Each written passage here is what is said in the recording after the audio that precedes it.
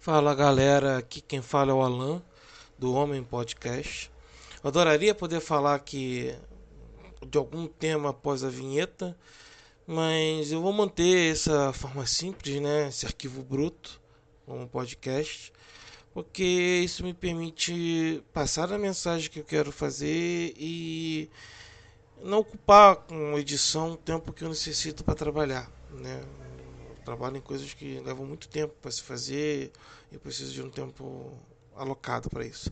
Mas eu não quero deixar de mandar essas mensagens, falar sobre o direito dos homens, falar sobre o mal que o homem hoje vive na sociedade, né? Então eu quero manter por enquanto esse formato, né? Então eu tô vendo aqui, né, nesse é um episódio 2, né?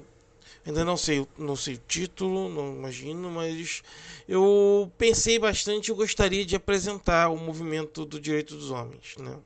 Eu acho que o tema do ginocentrismo, ele é um tema bem amplo, né? Acostume-se, como não tem edição, vai ter erro, né? Então, não se preocupem com isso. É um bate-papo somente.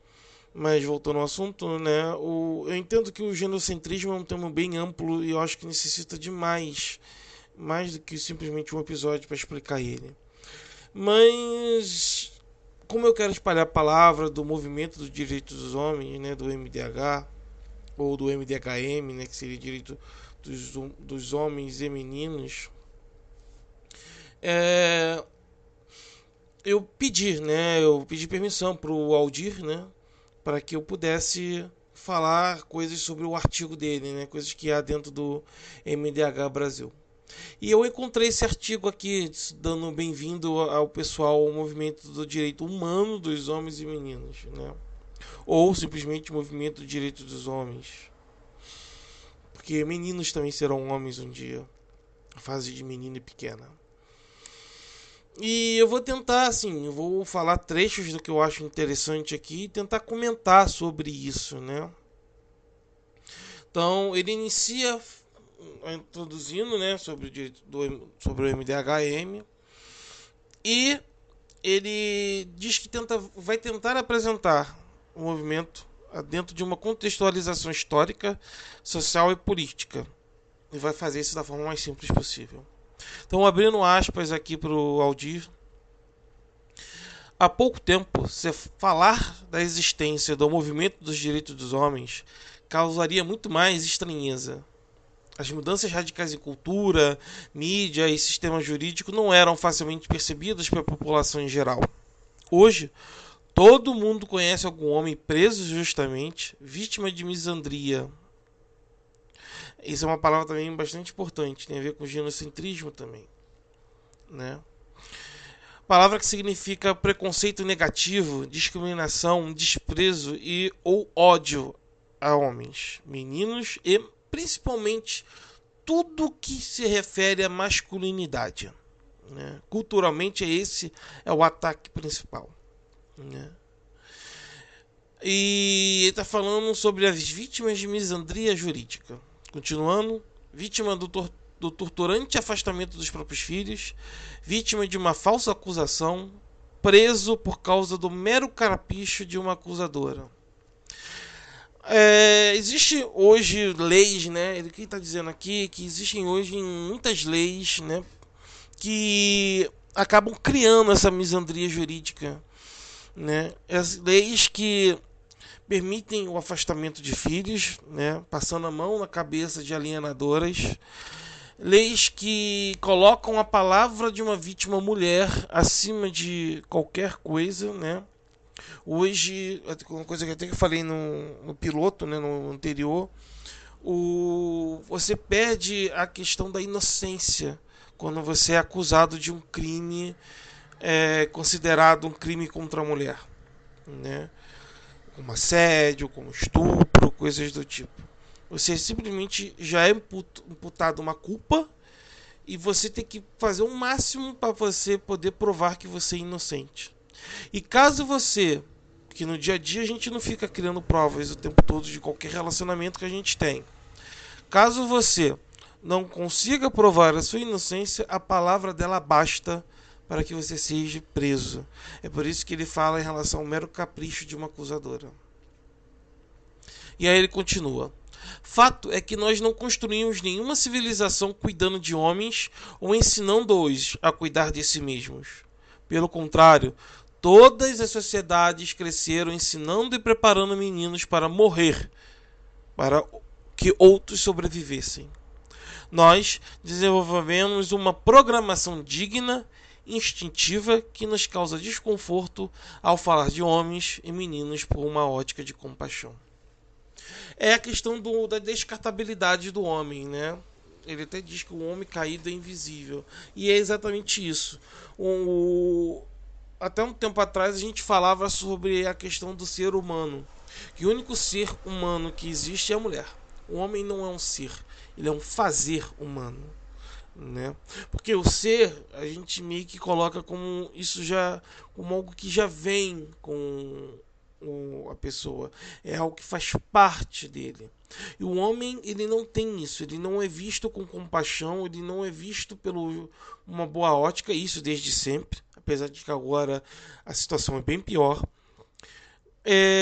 por ser humano. Ele é visto com bons olhos pelo que ele faz e pelo nível de sucesso que ele tem fazendo aquilo que ele faz. Então, se ele é um cara fracassado, ele é simplesmente invisível à sociedade. Isso até, se você dá buscar pela internet, provavelmente você vai achar estatísticas em relação a sem-tetos, né? A quantidade assustadora que existe de sem-tetos que são homens, né? Comparada à quantidade de sem-tetos que são mulheres, né? É muito mais de 80%, né? E quando a gente pensa em quem a gente vai amparar, né? Por exemplo, abrigos, casas que pudessem, com dinheiro público, pudessem aparar esse tipo de pessoa, a preferência é sempre as mulheres. Elas sempre estão amparadas, entendeu? E aí ele está dando continuidade. Por isso, a enorme maioria dos sem-teto, é o que eu estava falando, né? É homem. A grande maioria das vítimas de violência é homem. E aí, segundo o mapa da violência, 95%, se não me engano. Né? Mas pelo menos é nessa faixa de 90% a 95%. Os últimos investimentos em saúde são homens e meninos. Você, por acaso, conhece algum hospital de saúde voltado ao homem? Tem o hospital da mulher. O hospital do homem, que cuida de câncer de próstata ou de doenças específicas para homens, ou que afetam muito mais aos homens, de forma alguma. E o serviço militar foi privilégio exclusivo ao longo da história. Servos, pobres, escravos e homens. Você entendeu? O serviço militar ele tem de tudo, né? Porque, principalmente as mais baixas patentes, né? Aquele pessoal que mesmo vai para a infantaria e vai lutar. Desde tempos imemoriais, o homem é obrigado a isso. Isso não é um privilégio, isso aqui está sendo irônico, né? Em momento nenhum isso é um privilégio, né? Porque morrer por algo que você não acredita, porque alguém que tenha mais poder está lhe obrigando a fazer isso, não é um privilégio, né? E as mulheres, acho que com exceção de Israel, que eu me lembre no momento, nenhuma delas são obrigadas a ter, pelo menos no Ocidente, né? Elas são obrigadas a servir serviços militares. E você, homem, é obrigado. Porque se você não tiver minimamente um certificado de reservista, que quer dizer que pelo menos você passou lá, você não pode conseguir, você não consegue nada. Você não consegue emprego, tá? Você não consegue fazer uma universidade, você não consegue nada. Então você vira um pária. Você é obrigado a passar pelo serviço militar. E o Brasil, lógico, tem um longo histórico de paz que não se mete muito nessas coisas, né? Então nunca houve necessidade de ter uma grande quantidade de gente para ter que, né, pegar os reservistas e colocar em. Que são coitados, são os que morrem com mais facilidade, né? Então, assim, eles não são obrigados a isso, a gente não são obrigados assim na prática isso, mas se um dia isso acontecer, todos nós estamos ferrados, né? Bom, continuando, a sociedade humana se organizaram como os homens indo ao extremo, onde há mais riscos, e as mulheres permanecendo no meio, no centro. Se possível, nos recônditos mais seguros disponíveis, juntamente com as meninas. Isso é todo tipo de trabalho extremo sempre foi colocado em cima do papel dos homens, né?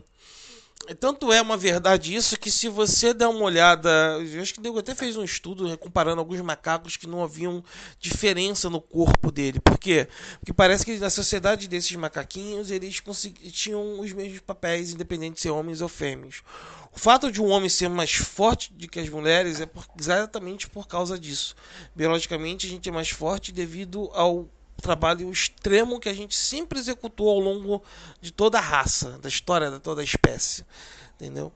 E isso foi gerando essa força a mais, porque nós sempre somos os que aguentamos mais, somos os que sempre sacrificamos mais, sempre protegendo essa questão das mulheres. No passado, na minha visão, isso tinha uma razão, né? A gente vivia na selva, existiam muitos outros perigos, né? Até o momento que os próprios homens de outras tribos eram os perigos, as mulheres sempre foram aquelas que podiam gerar a nova geração. Então, assim, era compreensível naquela época. Hoje, com um planeta tão povoado, com o planeta tão povoado, com a quantidade de perigo extremamente controlada, pelo menos o perigo animal, externo, essas coisas, né? O mesmo perigo que a mulher hoje corre, o homem também corre. Então, assim, então, assim, não há mais necessidade desse tipo de coisa, né? Mas culturalmente a gente ainda mantém isso, né? De alguma forma. Sigo continuando aqui. Nas últimas décadas, a propaganda constante sobre os papéis e a mudança da mulher na sociedade serem opressores colocou em ação o nosso instinto de protegê-las, mesmo de riscos pandêmicos inexistentes. O instinto fala muito alto, muitas vezes mais alto que a razão. Eu acho que eu posso até colocar a lei do vagão feminino. Existem outras milhares de leis, outras milhares de coisas, mas a questão do vagão feminino, para mim, é algo que ilustra muito bem essa questão de risco, né? Por quê? Porque a gente conhece na história dos Estados Unidos, né, por causa da segregação racial que existia lá, que quando tinha, por exemplo, o transporte público misto, os negros eram sempre separados dos brancos e eles sempre viviam, ficavam no fundo do ônibus. Então, assim, sempre estavam lá no fundo do ônibus e os brancos ficavam na parte mais confortável e na frente do ônibus, né? Às vezes eu acho que então, isso, se você colocar hoje, é completamente inadmissível, né, fazer esse tipo de coisa. Cara, a justificativa poderia ser milhões. Os negros são mais propensos a roubos, porque a grande população brasileira pobre que comete esses roubos mais simples, eles são pardas ou negras, então poderia se dizer esse tipo de razão, por mais que seja inaceitável, mas poderia se dizer esse tipo de coisa. Mas isso é inaceitável pela nossa cultura, é inaceitável pela sociedade. Ter esse tipo de argumentação, esse tipo de justificação para poder separar negros de brancos. Mas não é pensado nisso quando é homens e mulheres, né? Todo homem é um estuprador? Não. Ah, é potencial. Não existe essa história de potencial se o negócio não foi feito. Não existe crime, não existe acusação. Você colocar essa pecha de potencial é descriminalizar todos os homens por já ser homens. E isso é preconceito. Então, se isso é um preconceito, por que aceitamos ter vagões exclusivos femininos no transporte ferroviário? Eu não consigo entender isso. Além do mais, porque é ineficiente. Todas as mulheres cabem dentro de um vagão? Não. Não cabem.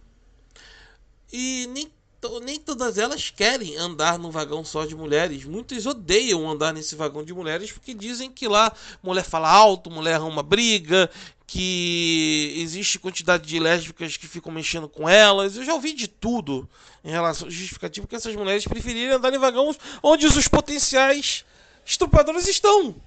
Então, que motivo usar de ter um vagão feminino? Nenhum motivo lógico.